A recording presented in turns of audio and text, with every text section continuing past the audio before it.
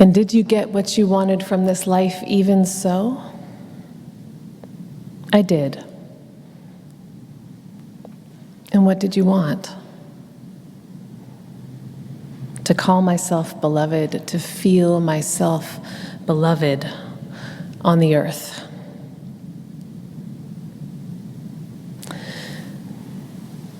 This poem, Late Fragment, was written by poet Raymond Carver as the final poem published in his last book, written as he was dying from cancer. In poetic terms, a fragment is often defined as a piece or scrap from a larger whole that is lost or unfinished. And I love this poem. It feels like it begins mid-conversation. And did you get what you want from this life? Even so. I picture a conversation that the poet was having as he knew his death was approaching, as he had been reviewing his life. Did you get what you wanted from this life? Even so. Even so. We know that each one of us has a difficult life at times.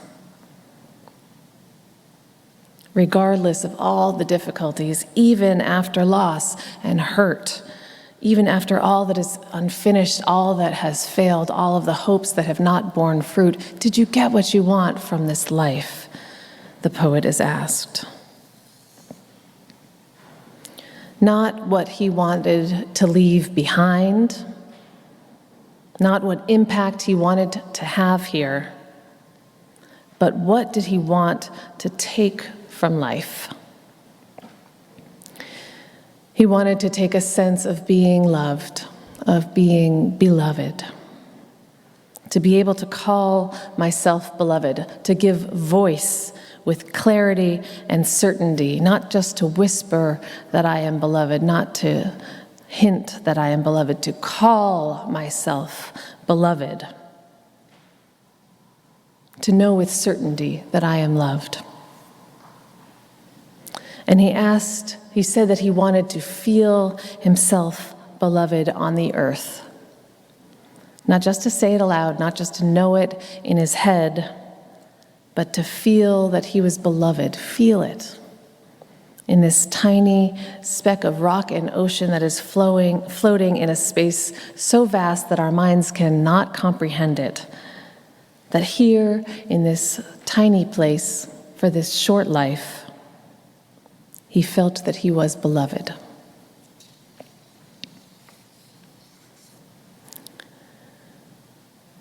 The night that my son was born, or my 7-month-old son, our midwife told us that we could let him sleep for that one night, but that then we should be feeding him every 2 to 3 hours. What now? I said. We need to feed him how often? For some reason, I had been pregnant for quite some time, but I didn't know how to change a diaper yet, and I somehow hadn't realized that having a newborn baby meant that, and particularly nursing a newborn baby, which is what I chose to do, meant that I would need to wake up every 2 to 3 hours for several months, every 2 to 3 hours. Each of us, when we come into this world, needs to be fed like that, and cleaned and changed like that, and held and rocked like that. There is so much time and energy and love poured into every new child. Because you can't sustain that kind of a schedule without love. Am I right? Parents, am I right? Even as the little one cries tears of discomfort, we love them. We are filled with love as we hold their small, warm little bodies. I am filled with love even now when I wake up multiple times through the night to feed my child, when he lies there and he lifts his little palm up for me to kiss it. Each of us is loved by some kind of caregiver in the beginnings of our life, whether that's a parent or another relative or a NICU nurse. We must be loved like this because that is how we survive.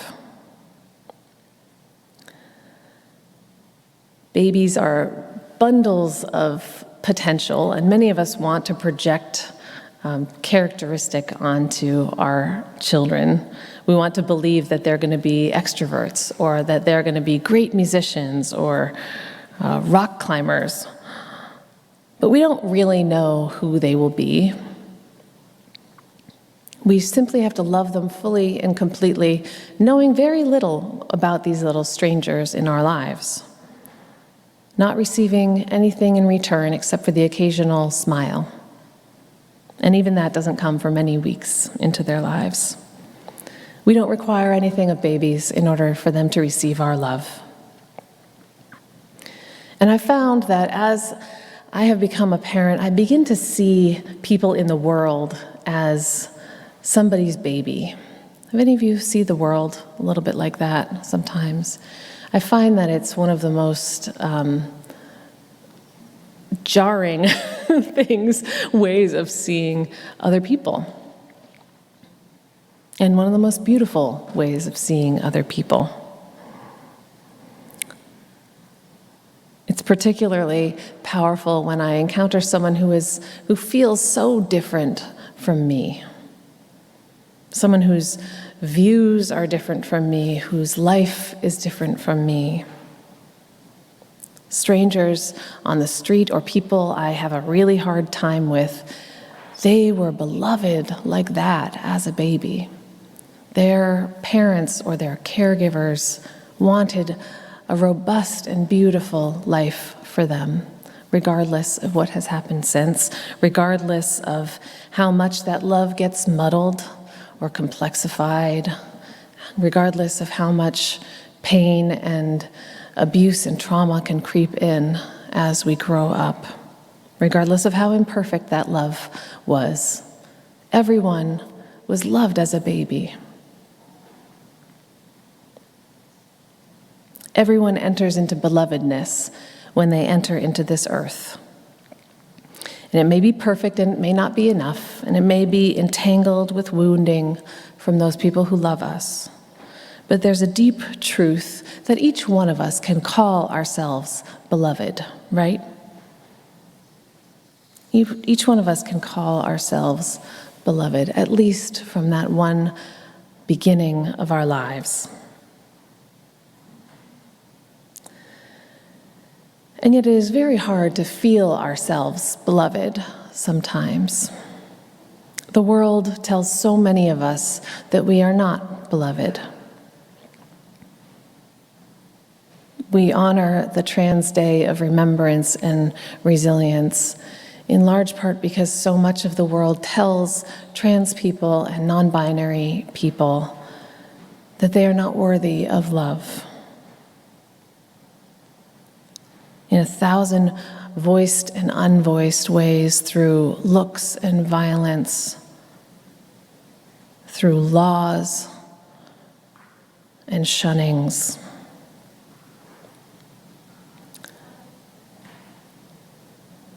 And yet we know that all people are beloved, especially trans and non-binary people here in this community.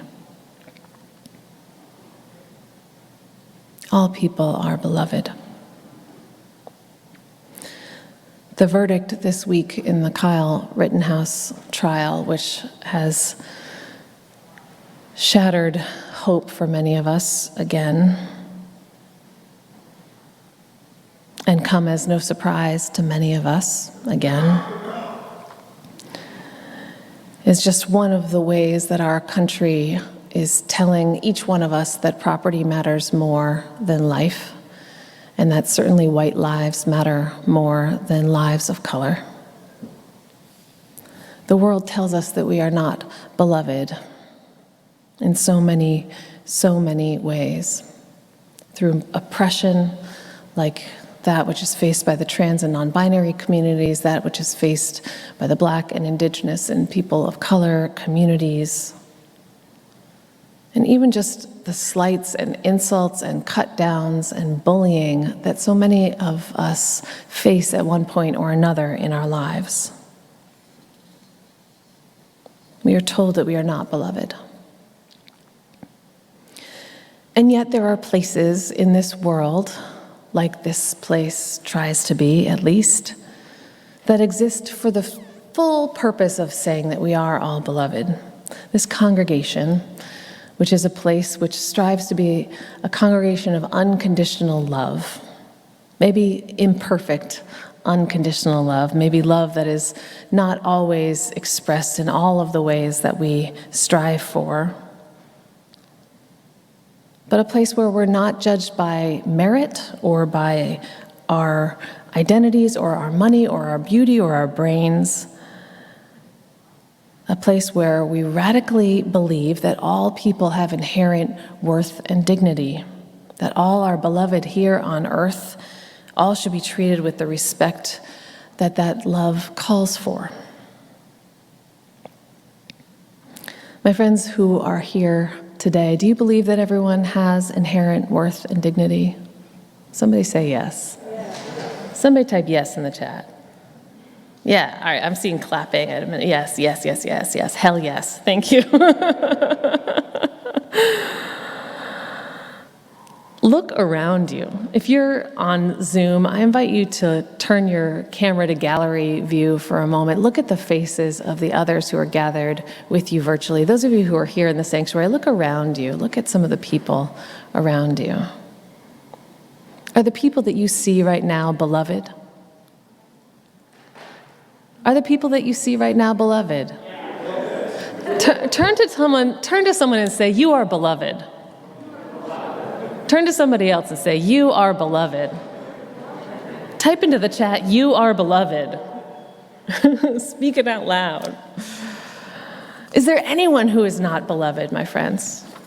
No.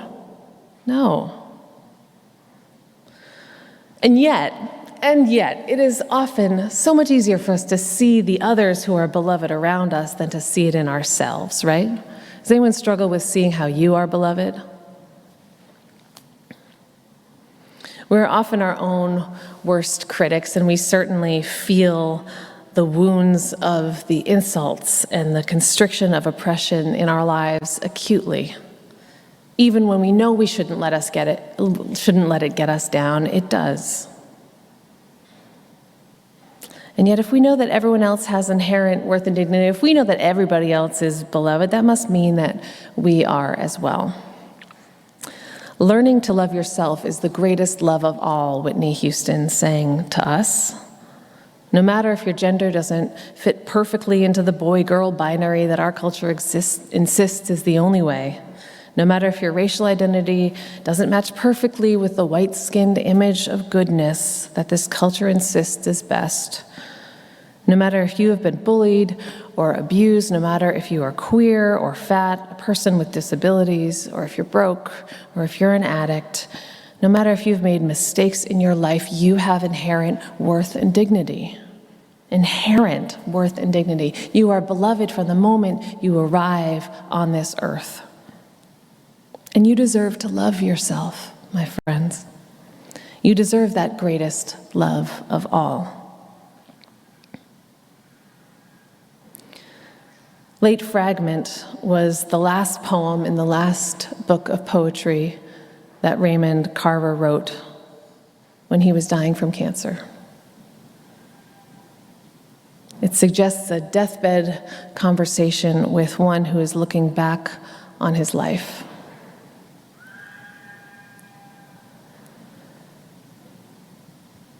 And did you get what you wanted from this life even so?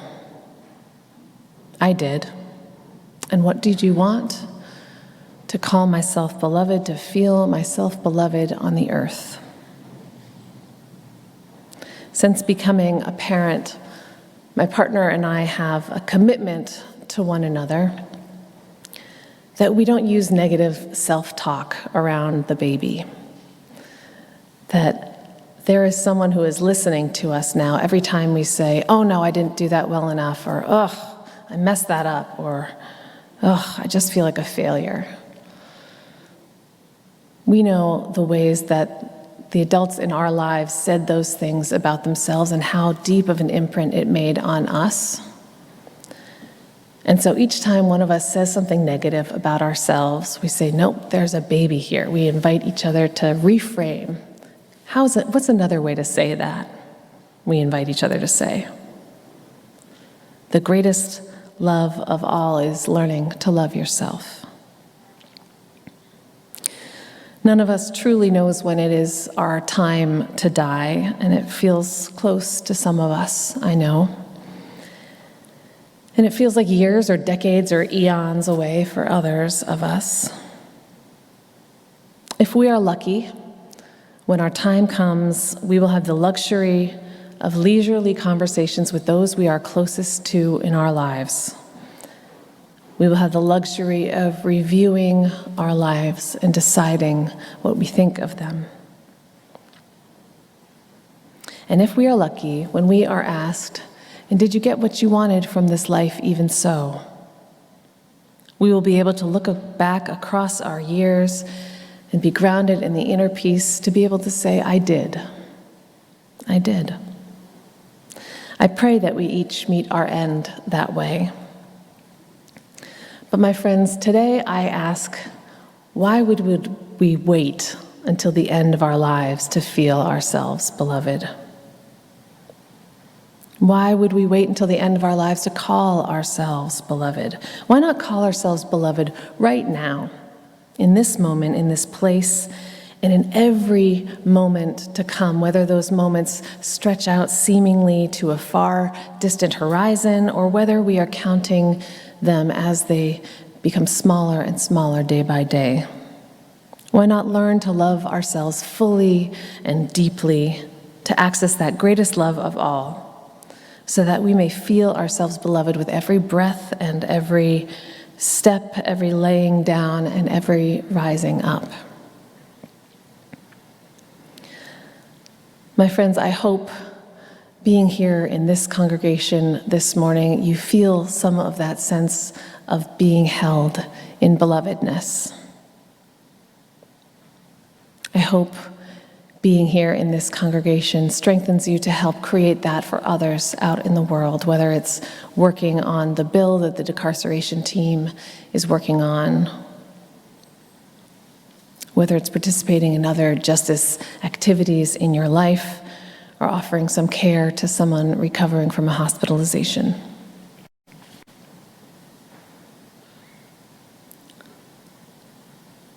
Did you get what you wanted from this life, even so? Are you getting what you want from this life in every moment? I pray you are. May each one of us feel our own sense of belovedness with every breath. May it be so, and amen. Hi, I'm Reverend Hannah Capaldi. And I'm Reverend Abbey Tennis. We are the ministers at the First Unitarian Church of Philadelphia, where our mission is to awaken love and justice in our lives and in the world. We're so grateful that you watched, and we hope that the sermon connected with your soul. We also want to invite you to join us for a live worship service every Sunday at 11 a.m. Eastern Time. You can always find the link to that service on our website at www.philauu.org. In these services, you'll hear words like you've just heard, and you also get a chance to greet one another, pray together, sing together, and we even hold a virtual coffee hour after services to get a chance to greet some new and old friends.